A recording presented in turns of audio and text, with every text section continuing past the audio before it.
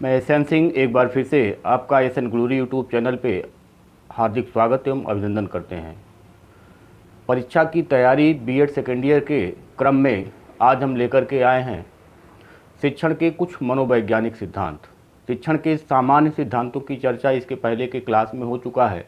आज के क्लास में हम चर्चा करेंगे शिक्षण के मनोवैज्ञानिक सिद्धांत की। शिक्षण का मनोवैज्ञानिक सिद्धांत क्या है? जब मनोविज्ञान के क्षेत्र में प्रयोगों के फलस्वरूप जो नए सिद्धांतों का निर्माण होता है उसी को हम मनोवैज्ञानिक सिद्धांत कहते हैं। यानी कि जब मनोविज्ञान का प्रयोग करके किसी नए सिद्धांत को बनाया जाता है, किसी नए सिद्धांत का निर्माण किया जाता है, किसी नए सिद्धांत की व्याख्या की जाती है, तो ऐसे सिद्धांत को ही मनोवैज्ञानिक सिद्धांत कहते हैं जो मनोविज्ञान से संबंध रखते हैं। यानी बच्चे के मन और मस्तिष्क के आधार पे बच्चे को तैयार करना, बच्चे की रुचियों के आधार पे तैयार करना, बच्चे के योग्यता के आधार पर तैयार करना, क्षमता के आधार पे तैयार करना, आयु के आधार पे तैयार करना, मतलब मनोविज्ञान के जितने क्षेत्र होते हैं उन क्षेत्रों के आधार पे जब हम शिक्षण कार्य करते हैं और उसमें के आधार पे जो नए नए प्रयोग करके नए नए सिद्धांतों का निर्माण किया जाता है तो ऐसे ही सिद्धांतों को मनोवैज्ञानिक सिद्धांत कहा जाता है। अब मनोवैज्ञानिक सिद्धांत हैं कौन कौन, चर्चा इस पे करनी है। तो मनोवैज्ञानिक सिद्धांतों की अगर बात करें तो सबसे पहले प्रतिपुष्टि नंबर 1,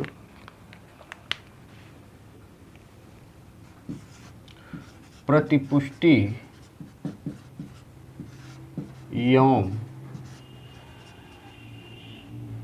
पुनर्बलन का सिद्धांत। प्रतिपुष्टि एवं पुनर्बलन का सिद्धांत। जो छात्र पढ़ने के लिए आता है, जिस छात्र को शिक्षा दिया जाता है, उस छात्र को सही उत्तर तक पहुंचने के लिए जब हम तैयार करते हैं, जैसे एक बच्चे से कोई प्रश्न पूछा गया और बच्चा हिचकिचाता है, बच्चे को समझ में आया, बच्चे को आता है, बच्चा बताने से हिचकिचाता है, तो एक टीचर जो होता है वो उसको क्या करता है, सबसे पहले उसको तैयार करता है कि हाँ सही है, आगे बताओ, सही है, आगे बताओ। तो इस प्रकार जब हम उसको क्या करते हैं, प्रतिपुष्टि प्रदान करते हैं, फीडबैक प्रदान करते हैं कि सही तो है, बताओ, आगे बताओ, सही बताओ। यानी हम उसको सही उत्तर तक पहुंचने के लिए क्या करते हैं, उसको तैयार करते हैं। और जब हम बच्चे को पुनर्बलन देते हैं तो सकारात्मक और नकारात्मक दो प्रकार के पुनर्बलन होते हैं। बच्चों को हमेशा हमको सकारात्मक पुनर्बलन ही देना चाहिए। सकारात्मक पुनर्बलन का मतलब होता है कि जैसे एक बच्चे से हमने क्वेश्चन किया, बच्चे ने सही उत्तर दिया, तो जब बच्चे ने सही उत्तर दिया तो हमको या तो सांकेतिक माध्यम से यानी सर हिला करके हम उसको कह सकते हैं कि हाँ आपका उत्तर सही है। और जब हम सर हिलाते हैं तो बच्चे को ये पता चल जाता है कि हमारे द्वारा दिया गया उत्तर सही है और जिससे उसको पुनर्बलन मिलता है। या हम प्रशंसा कर सकते हैं बच्चे की, हाँ शाबाश बेटा आपका उत्तर सही है। तो इस प्रकार से जब बच्चों को हम पुनर्बलन या प्रतिपुष्टि प्रदान करते हैं तो बच्चा सही उत्तर पाने के लिए, सही उत्तर तक पहुँचने के लिए वह प्रोत्साहित होता है। तो पुनर्बलन एवं प्रतिपुष्टि एवं पुनर्बलन का सिद्धांत यह कहता है कि बच्चे को सही उत्तर के लिए प्रोत्साहित करना ही प्रतिपुष्टि या पुनर्बलन का सिद्धांत कहलाता है। दूसरे सिद्धांत की अगर चर्चा करें तो अभिप्रेरणा एवं रुचि का सिद्धांत। अभिप्रेरणा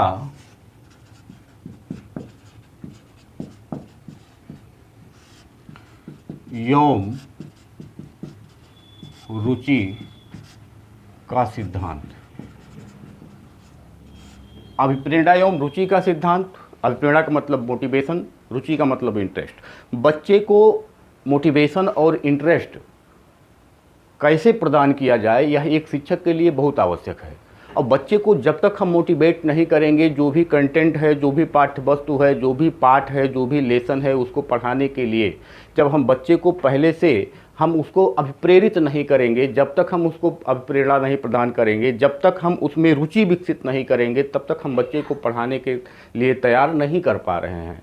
तो अभिप्रेरणा एवं रुचि का सिद्धांत कहता है कि बच्चे के अंदर पहले रुचि आप डेवलप करिए कि बच्चे को पहले रुचि उसमें डेवलप हो, जो आप पढ़ाना चाह रहे हैं बच्चे को उसमें पहले रुचि डेवलप हो। बच्चे को मोटिवेट करिए कि आपके आने वाले जीवन में यह कहाँ महत्वपूर्ण है, क्यों आप इसको पढ़ रहे हैं। तो बच्चे को जब ये समझ में आएगा कि मैं इसको क्यों पढ़ रहा हूँ, कैसे पढ़ रहा हूँ, हमारे कहाँ काम आएगा, तो बच्चा क्या होगा, मोटिवेट होगा। और मोटिवेट होने के बाद उसके अंदर उसको पढ़ने के लिए रुचि उत्पन्न होगी, और जब उसके अंदर रुचि उत्पन्न होगी तो वह बच्चा उसको पढ़ने के लिए तैयार हो जाएगा। तो एक शिक्षक का यह कार्य होता है कि बच्चे के अंदर अभिप्रेरणा और रुचि उसमें पैदा करे, जिससे बच्चा पढ़ने के लिए तैयार हो, सीखने के लिए तैयार हो और कुछ करने के लिए तैयार हो।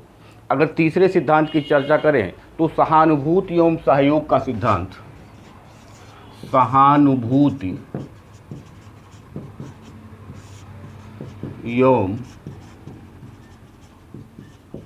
सहयोग का सिद्धांत। आपने इसके पहले वाले क्लास में जब शिक्षण के अर्थ को आपने समझा तो वहाँ आपने एक तंत्र शासन में शिक्षण, लोकतंत्र शासन में शिक्षण और हस्तक्षेप रहित शासन में शिक्षण की चर्चा को आपने देखा, समझा और सुना। जब आप सहानुभूति एवं सहयोग की बात करते हैं तो लोकतंत्र की बात आती है, जहाँ पर हर किसी के विचारों को प्राथमिकता दी जाती है, और जहाँ हर किसी के विचारों को प्राथमिकता दी जाती है वहाँ पे सबसे ज़्यादा अंतःक्रिया होता है, और बिना अंतःक्रिया के एक शिक्षण अधिगम की जो प्रक्रिया होती है वह प्रभावशाली नहीं हो सकती। और जब तक प्रभावशाली नहीं होगी तब तक उस बच्चे को हम जो भी पढ़ाना चाह रहे हैं और बच्चा सीखने के लिए कभी तैयार नहीं हो पाएगा। तो एक शिक्षक का अपने छात्र को, एक छात्र का अपने शिक्षक को सहयोग के लिए हमेशा तत्पर रहना चाहिए, हमेशा तैयार रहना चाहिए। और अगर एक दूसरे का सहयोग करने के लिए वो लोग तैयार नहीं हैं तो शिक्षण अधिगम की जो प्रक्रिया होगी वह प्रभावशाली नहीं हो पाएगी। तो एक शिक्षक को चाहिए कि वह हमेशा सहानुभूति एवं सहयोग की भावना से ही शिक्षण कार्य करे। उसके बाद जो चौथा सिद्धांत आता है वो आता है तत्परता का सिद्धांत। तत्परता।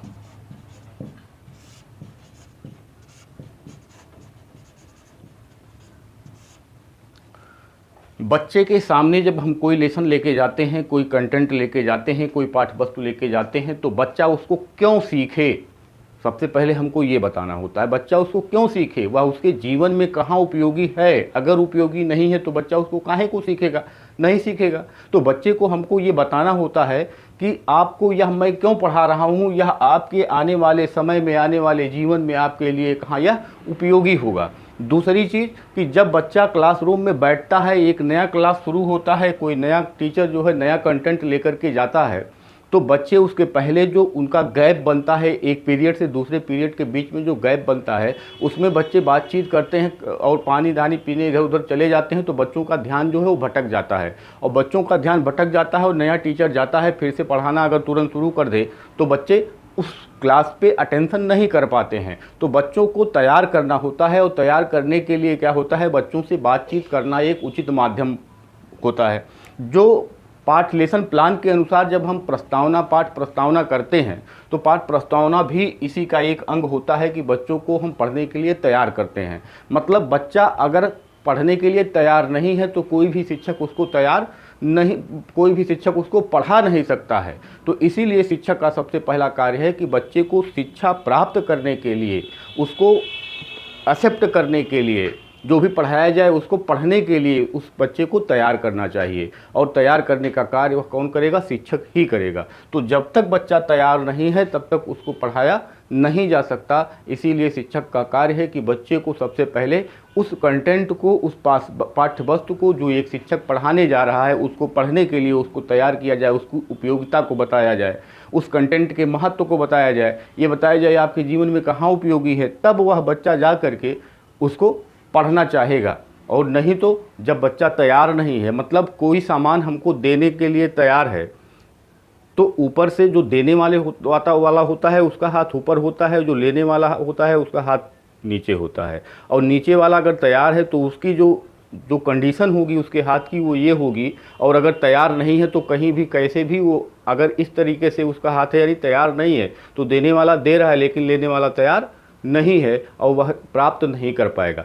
मतलब क्या है कि जब तक वह लेने वाला तैयार नहीं है, जो पढ़ने वाला है वो तैयार नहीं है, तब तक पढ़ाने वाला जो भी हो, चाहे जैसे भी हो, कितना भी अच्छा पढ़ाता हो, वह उसको कुछ समझ में नहीं आएगा, क्योंकि वह तैयारी नहीं है जो उसको तैयारी होनी चाहिए उस बच्चे की। तो ये चौथा सिद्धांत कहता है कि कुछ भी पाठ्यवस्तु पढ़ाने से पहले बच्चों को उसके बारे में समझा करके बच्चों को तैयार किया जाए कि यह आपके लिए कहाँ उपयोगी है, क्यों उपयोगी है, कैसे उपयोगी है, ये सारी चीज़ें बता करके उस बच्चे को पढ़ने के लिए तैयार किया जाए, शिक्षा ग्रहण करने के लिए उसको तैयार किया जाए। पाँचवें सिद्धांत की अगर बात किया जाए तो पांचवा सिद्धांत है स्व अभिव्यक्ति। स्व अभिव्यक्ति एवं सृजनात्मकता का सिद्धांत। स्व अभिव्यक्ति की मतलब जो बच्चे की अपनी अभिव्यक्ति होती है। सृजनात्मकता का मतलब होता है जो बच्चे के अंदर कुछ नया करने की जो उसके अंदर जिज्ञासा है, जो उसके अंदर क्षमताएं हैं, जो उसके अंदर योग्यताएं हैं, उसको एक टीचर को क्या होता है, बाहर निकालना होता है। शिक्षा की जब आप बात करते हैं तो शिक्षा का मतलब क्या है, अधिगम का मतलब क्या है, बच्चे के व्यवहार में परिवर्तन, यही अधिगम कहलाता है। और शिक्षण का उद्देश्य होता है कि बच्चे के व्यवहार में परिवर्तन किया जाए। और यह जो बच्चे के व्यवहार में परिवर्तन आया वो आपको कैसे पता चलेगा, जब तक वह बच्चा स्व अभिव्यक्ति नहीं करेगा। आपने बच्चे को पढ़ाया, अब बच्चे से आप प्रश्न करते हैं तो इसका मतलब क्या है कि बच्चा अब अपने हिसाब से उसको बताता है, उस क्वेश्चन के आंसर को बताता है।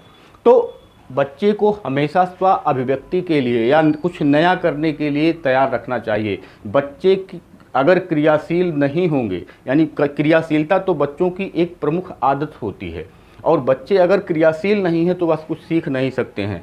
तो स्व अभिव्यक्ति जो होती है, सीखने के बाद बच्चा उसके बारे में क्या समझा, क्या जाना, वह बच्चा अपने शब्दों में वह बताने का प्रयास करे। और उसमें कुछ अगर नया उसके दिमाग में आ रहा है, कुछ नया सोच पा रहा है, तो वह सृजनात्मकता हो जाएगा कि उसके बारे में उसके दिमाग में क्या आ रहा है, क्या समझ पा रहा है, तो ये सृजनात्मकता होगा। तो एक शिक्षक को बच्चों के लिए ऐसी व्यवस्था करनी चाहिए, ऐसी शिक्षण अधिगम परिस्थितियों का निर्माण करना चाहिए जिससे बच्चा स्व अभिव्यक्ति के लिए। कुछ टीचर ऐसे होते हैं जो बच्चों को बोलने नहीं देते हैं, तो बच्चों को जब बोलने नहीं देंगे तो होगा क्या कि वह बच्चा स्व अभिव्यक्ति उसकी क्या होगी, दब जाएगी। वह अपनी अभिव्यक्ति समाज में भी बैठकर बाद में नहीं कर पाएगा। तो यहाँ चाहे जहाँ पे शिक्षण होगा, तो वहाँ जब तक शिक्षण अधिगम प्रक्रिया में इंटरेक्शन नहीं होगा, अंतःक्रिया नहीं होगी छात्र और शिक्षक के बीच में, तब तक यह प्रभावशाली नहीं हो सकता है। तो महत्वपूर्ण है कि बच्चे की स्व अभिव्यक्ति को सम्मान दिया जाए, उसके विचारों को सम्मान दिया जाए, उसकी जो सृजनात्मक क्षमता है उसको सम्मान दिया जाए।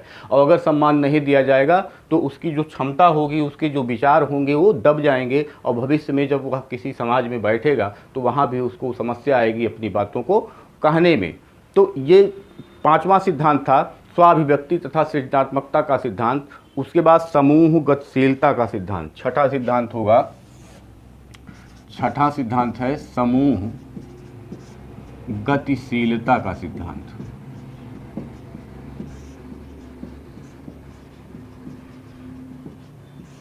समूह गतिशीलता का सिद्धांत।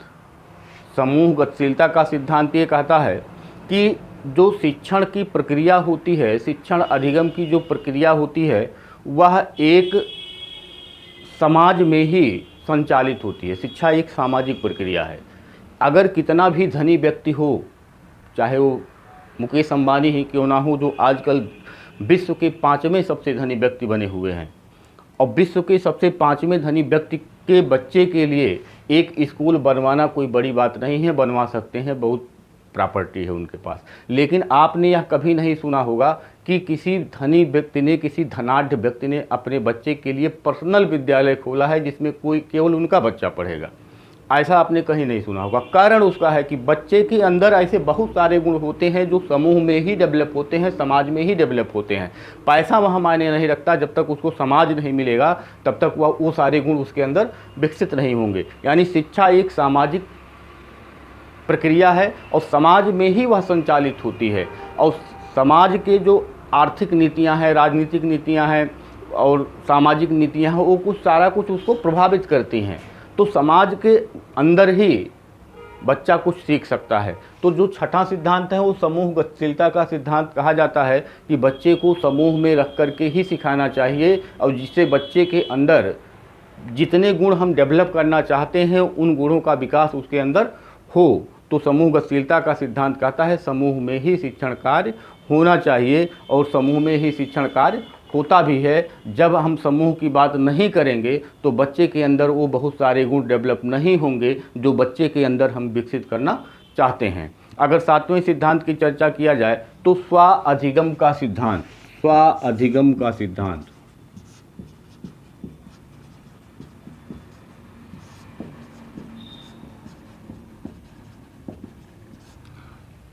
जब बच्चा छोटा होता है तो होता क्या है, जब तक उसको कुछ बताया नहीं जाता है तब तक वह बच्चा सीख नहीं पाता है। लेकिन जैसे जैसे बच्चा बड़ा होता चला जाता है, जैसे जैसे बच्चा बड़ा होता है वैसे वैसे उसके अंदर स्वाधिगम की जो विशेषता होती है वह विकसित होती चली जाती है। और जब तक वह विशेषता विकसित नहीं होगी तब तक बच्चा जो बड़े स्तर पे, यानी जब बच्चा छोटा होता है तो उसको किसी न किसी के द्वारा उसके शिक्षण कार्य किया जाता है। लेकिन जैसे जैसे बच्चा बड़ा होता जाता है, होता क्या है, उसके अंदर स्वाधिगम की जो है क्षमता विकसित हो जाती है, और स्वाधिगम के आधार पे भी बच्चा अपने आप सीखना शुरू कर देता है। और जब तक हम अवलोकन के द्वारा स्वाधिगम नहीं कर सकते हैं तब तक हमारे अंदर वह क्षमता विकसित नहीं हुई जो एक शिक्षक विकसित करना चाहता है। तो स्वाधिगम का सिद्धांत कहता है कि एक शिक्षक को बच्चों को इस प्रकार से तैयार करना चाहिए कि जिससे बच्चे जो हैं वह भविष्य में या तुरंत ही स्वाधिगम के लिए तैयार हो सकें। तो शिक्षक का कार्य है कि छात्रों को इस प्रकार से तैयार करे कि वह स्वाधिगम के लिए उसके अंदर मोटिवेशन आ जाए, उसके अंदर रुचि उत्पन्न हो जाए। तो ऐसी कुछ शिक्षण अधिगम प्रक्रिया परिस्थितियों का निर्माण एक शिक्षक के द्वारा किया जाना चाहिए।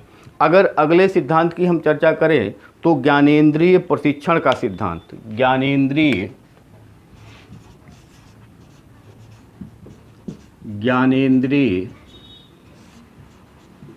प्रशिक्षण का ज्ञानेंद्रिय प्रशिक्षण का सिद्धांत, ज्ञानेंद्रिय प्रशिक्षण का सिद्धांत कहता है, ज्ञानेंद्रिय प्रशिक्षण का सिद्धांत ये कहता है कि जो ज्ञानेंद्रियां होती हैं वो ज्ञान के द्वार होती हैं, और ज्ञान के द्वार जो होते हैं वह उसका अगर प्रशिक्षण किया जाए, ज्ञान के द्वार जो होते हैं उसका बिना प्रशिक्षण किए, अब आप सोच लीजिए कि जो भी 5 ज्ञानेंद्रियां हमारी हैं अगर उसको आप बाहर कर दीजिए, उसको हटा दीजिए, तो उसको हटाने के बाद आप सोचिए कि क्या हमारे पास कोई ऐसा साधन बचता है कि जिससे हम जो ये भौतिक वातावरण है इसका हम ज्ञान प्राप्त कर सकें। अगर हम उसको छू के नहीं देखेंगे, उसके स्वाद को नहीं देखेंगे, उसको सूंघ के नहीं देखेंगे, मतलब उसको स्पर्श करके नहीं देखेंगे, तो ये जो सारी ज्ञानेंद्रियां होती हैं, 5 ज्ञानेंद्रियां, और पांचों के द्वारा अगर हम ज्ञान नहीं प्राप्त कर पाते हैं तो छठा कुछ हमारे पास नहीं है जिससे हमको ज्ञान प्राप्त हो। तो जब हमारे पास छठा कुछ नहीं है ज्ञान प्राप्त करने का, तो यानी ज्ञान प्राप्त करने का जो साधन हमारे पास है वो केवल और केवल ज्ञानेंद्रियां हैं। तो इसीलिए ज्ञानेंद्रियों को ज्ञान का द्वार कहा जाता है, और उस ज्ञानेंद्रियों को प्रशिक्षित करने का कार्य एक जो शिक्षण अधिगम प्रक्रिया होती है उसके द्वारा किया जाता है। जब बच्चे छोटे होते हैं तो आपने देखा होगा कि पानी ठंडा होता है तो उसको गर्म कहते हैं, जब पानी गर्म होता है तो उसको ठंडा कहते हैं। जब गर्मी ज़्यादा होती है तो कहते हैं ठंडी बहुत है, जब ठंडी ज़्यादा होती है तो कहते हैं गर्मी बहुत है। मतलब अभी उनको यह एहसास नहीं है कि गर्मी किसे कहते हैं और ठंडी किसे कहते हैं। लेकिन जब बच्चा धीरे धीरे बड़ा हो जाता है तो उसको यह एहसास होता है कि गर्मी किसे कहते हैं और ठंडे किसे कहते हैं, और वह जो एहसास होता है, वह जो उसके मन में विचार आता है और जो वह एक कल्पना कर सकता है, वह केवल और केवल किसका परिणाम है? ज्ञानेंद्रियों के प्रशिक्षण का परिणाम है। जब बहुत तीखा होगा तो मीठा लगेगा, जब मीठा होगा तो तीखा लगेगा। मतलब बच्चा अभी तीखे और मीठे के बीच में अंतर नहीं स्पष्ट कर पा रहा है, ठंडी और गर्मी के बीच में अंतर नहीं स्पष्ट कर पा रहा है। और यह परिणाम किसका है? कि अभी उसकी ज्ञानेंद्रियां जो हैं वो प्रशिक्षित नहीं है। तो एक शिक्षक का कार्य होता है कि वह उस बच्चे के ज्ञानेंद्रियों को प्रशिक्षण दे और समुचित प्रशिक्षण करके और बच्चे को आगे भावी जीवन में ज्ञान प्राप्त करने के लिए तैयार करे। उसके बाद जो अगला सिद्धांत है प्रभाव का सिद्धांत। प्रभाव का सिद्धांत, जो प्रभाव का सिद्धांत है, जब आप थॉर्नडाइक के सिद्धांत को पढ़ने जाएंगे, थॉर्नडाइक के अधिगम सिद्धांत को पढ़ने जाएंगे, तो वहाँ एक प्रमुख सिद्धांत है प्रभाव का सिद्धांत। प्रभाव का सिद्धांत यह कहता है कि जब आप उस जो भी शिक्षण अधिगम प्रक्रिया है के द्वारा, शिक्षण अधिगम प्रक्रिया के द्वारा जब हम बच्चे को कुछ समझाने का प्रयास करते हैं, तो बच्चा करता क्या है, बच्चे के ऊपर क्या प्रभाव पड़ता है। यह बच्चा सीखने की परिस्थितियों के निर्माण के बाद बच्चे के ऊपर क्या प्रभाव पड़ा, यह कुछ उसके सीखने पर निर्भर करता है। बच्चे के ऊपर प्रभाव अगर सकारात्मक है तो बच्चा उसको सीखेगा। मतलब जैसे मान लीजिए एक बच्चे के साथ कोई ऐसी घटना घटित हुई जो उसके साथ सकारात्मक है, तो बच्चा चाहेगा कि ऐसा ही हमेशा हो, और अगर कोई ऐसी घटना घटी जो उसके साथ नकारात्मक व्यवहार दर्शाता है तो बच्चा चाहेगा कि ऐसा कुछ ना हो। जैसे कोई कार्य करने पे अगर बच्चे को दंड मिलता है तो बच्चा जान लेता है कि इसका नकारात्मक प्रभाव हमारे ऊपर है और यह कार्य हमको नहीं करना चाहिए। और बच्चे को जब किसी कार्य को करने के बाद अगर उसको प्रशंसा मिलती है तो बच्चे को ये लगता है कि यह कार्य हमने बहुत अच्छा किया है और हमको ऐसा ही बार बार करना होगा। जब बच्चा किसी क्लास में फर्स्ट आता है तो बच्चे को पुरस्कार मिलता है, और पुरस्कार वो दिया क्यों जाता है, पुरस्कार इसलिए दिया जाता है कि ऐसा ही तुम आगे भी करो।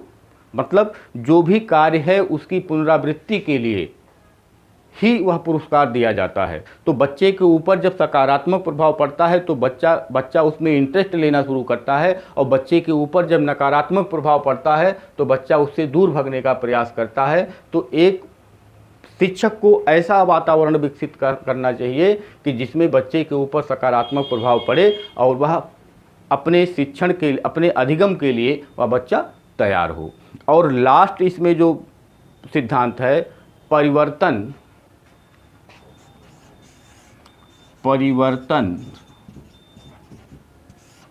विश्राम और मनोरंजन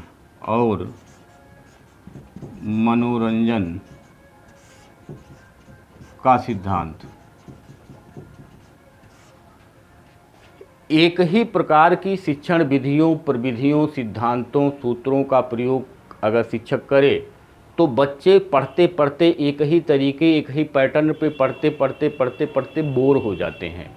तो एक शिक्षक को चाहिए कि वह अपनी जो शिक्षण विधियां हैं, अपनी जो शिक्षण कौशल हैं, अपनी जो शिक्षण कलाएं हैं, उसमें वह बार बार परिवर्तन करता रहे। जब वो बार बार परिवर्तन नहीं करेगा और लंबे समय तक एक ही शिक्षण विधि का प्रयोग करेगा तो बच्चों के अंदर क्या होगा, बोरियत महसूस होगा और बच्चे उसको पढ़ने से पीछे हटना शुरू कर देंगे। तो परिवर्तन जो है, शिक्षण विधियों में परिवर्तन या शिक्षण के बाद जब बच्चों को हम अगर कुछ देर के लिए विश्राम ना दें तो एक साथ ही बच्चे को कुछ देर तक आप देखेंगे कि छोटे बच्चों का जो क्लास का समय होता है वो कम होता है और जो बड़े बच्चों की क्लास का समय होता है वो ज़्यादा होता है। अगर एक पीरियड की ही बात करें तो छोटे बच्चों का जो क्लास होता है वो 25 से 30 मिनट का होता है, और जब आप ग्रेजुएट लेवल पे जाएंगे तो वहाँ जो क्लास होता है वो आधा घंटा 50 मिनट के आसपास होता है, 50 मिनट या 1 घंटे का होता है। तो क्या होता है कि जो छोटे बच्चे होते हैं उनके अंदर जो क्षमताएं होती हैं, एक ही बार में अगर वो बैठते हैं तो बहुत जल्दी वो क्या होते हैं, बोर होना शुरू कर देते हैं। तो उनके लिए समय समय पर इसमें परिवर्तन, इसीलिए विषयों जब हम एक ही स्थान के बारे में पढ़ना प्रारंभ करते हैं उसको विभिन्न विषयों में हमने डिवाइड कर लिया, चाहे वो हिंदी हो, सामाजिक विज्ञान हो, चाहे गणित हो, चाहे विज्ञान हो, चाहे चाहे जो विषय हो वह क्या है, इसी प्रकृति के बारे में ही हम पढ़ते हैं। और प्रकृति के बारे में ही पढ़ना है तो हमने विषय में क्यों डिवाइड किया? विषय में इसलिए डिवाइड किया क्योंकि बच्चे के अंदर बोरियत महसूस ना हो, उसको लगे कि अब हम हिंदी पढ़ रहे हैं, अब हम गणित पढ़ रहे हैं, अब हम भूगोल पढ़ रहे हैं, अब हम इतिहास पढ़ रहे हैं, अब हम राजनीति पढ़ रहे हैं। तो इस प्रकार से जब बच्चों के दिमाग में ये चीज़ें आएंगी तो बच्चा उसमें बोरियत महसूस नहीं करेगा। और कुछ समय के बाद बच्चों को विश्राम निश्चित रूप से चाहिए और शिक्षण के साथ साथ बच्चों के मनोरंजन की भी व्यवस्था होनी चाहिए, जिससे बच्चों के अंदर, जब हम मनोरंजन की बात करते हैं, जैसे सिलेबस और करिकुलम, सिलेबस का मतलब केवल और केवल पाठ्यवस्तु से होता है, जो एक सिलेबस में होता है जिसका हम परीक्षा देते हैं, केवल उसकी चर्चा होगी जब सिलेबस की चर्चा होगी। लेकिन जब करिकुलम या पाठ्यक्रम की चर्चा होगी तो एक विद्यालय में, एक कॉलेज में जितने भी प्रोग्राम आयोजित किए जाते हैं शिक्षण कार्य से लेकर के और शिक्षणेतर कार्य तक, जैसे पढ़ना पढ़ाना भी उसमें आएगा और खेलना खिलाना भी उसमें आएगा, चाहे जो कुछ क्रियाएं जो हम आयोजित करते हैं वह सब कुछ करिकुलम के अंदर कर आएगा। क्योंकि केवल पढ़ने से ही बच्चे के अंदर बहुत सारे गुण डेवलप नहीं होते हैं, ये सारे प्रोग्राम जो एक स्कूल में आयोजित किए जाते हैं उससे भी बच्चों के अंदर बहुत सारे गुण डेवलप होते हैं। और जब बहुत सारे गुण डेवलप होते हैं, अगर वो प्रोग्राम आयोजित ना किए जाएं तो वो सारे गुण बच्चों के अंदर डेवलप नहीं होंगे, और जब गुण डेवलप नहीं होंगे तो उसका पढ़ना निरर्थक हो जाएगा। इसीलिए एक शिक्षक को चाहिए कि वो लगातार जब भी उसको लगे कि ये बच्चे बोर हो रहे हैं तो अपने शिक्षण विधियों में, प्रविधियों में, सूत्रों में, सिद्धांतों में उसको परिवर्तन करना चाहिए, उनको विश्राम देना चाहिए और मनोरंजन के लिए भी उपयुक्त समय का चुनाव करके बच्चों के लिए मनोरंजन की व्यवस्था करनी चाहिए। तो इस प्रकार से हमने 10 महत्वपूर्ण मनोवैज्ञानिक सिद्धांतों की चर्चा हमने किया। कल हम चर्चा करेंगे, इसके बाद के वीडियो में चर्चा हम करेंगे कि शिक्षण सूत्रों की चर्चा जो महत्वपूर्ण होंगे 8-10, उसकी चर्चा हम कल के वीडियो में करेंगे। उसके बाद शिक्षण के स्तर की चर्चा होगी, यानी कल और परसों में मिला के शिक्षण से संबंधित जितनी बातें हैं वो कंप्लीट हो जाएंगी। और उसके बाद आगे हम शिक्षण सूक्ष्म शिक्षण की चर्चा कर लेंगे और कक्षा उपागम की चर्चा कर लेंगे। मतलब जो महत्वपूर्ण है उसकी चर्चा हम कर रहे हैं। तो आप निरंतर अपने हिसाब से तैयारी करते रहिए। हम जो एक क्लास डेली लेकर के आ रहे हैं इसको आप देखते रहिए और इसको अपने मित्रों के साथ आप शेयर करते रहिए। जिस भी प्लेटफार्म पे आप इस वीडियो को देख रहे हैं, इस कक्षा को देख रहे हैं, इस क्लास को देख रहे हैं, उसको उसी प्लेटफार्म पर आप शेयर कर दीजिए, जिससे जो भी जहाँ के भी जो प्रशिक्षु हों सेकंड ईयर के, उन तक ये वीडियो पहुँचे और उससे ये लाभ ले सकें। तो आज के लिए बस इतना ही। धन्यवाद, नमस्कार।